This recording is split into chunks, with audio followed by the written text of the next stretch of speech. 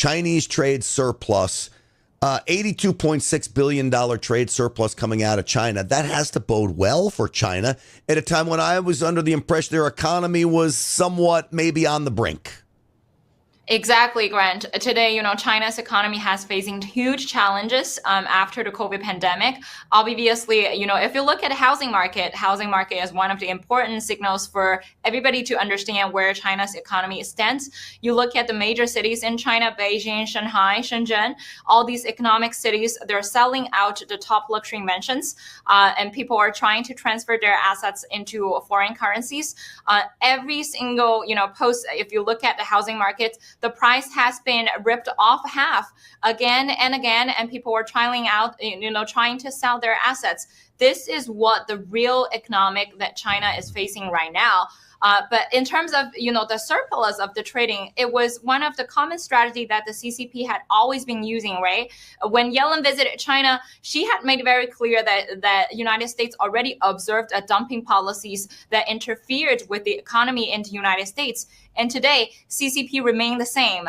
My guess was, if they do not continue to produce such surplus, it will cause huge financial crisis in the factories and in all of trades internally in China as well. All right. So I was looking at some of the numbers. Appliances up 18%. This is exporting them, not selling them inside China. And then there's a tremendous push by Xi Jinping to build more factories in China. This is underway, but all for exports. And I'm looking at this, and then I see the other quiet number that consumer spending, meaning the amount of dollars the citizens are spending in their own cities and towns, is way off in China. So there's very little consumer spending as Xi Jinping exports all this stuff out. To me, on the surface, and correct me if I'm wrong here, but I take away the prospect that the rich then, the CCP party members in China, were probably getting rich off of all these exports while the actual people in China suffer.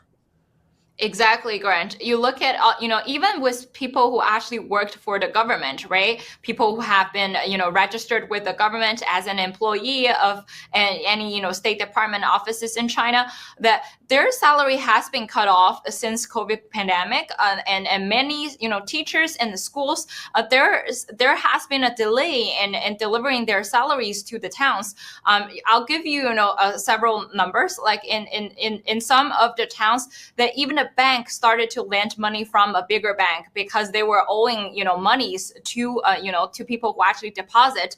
And so we have now facing probably one of the largest financial crises in China, within China.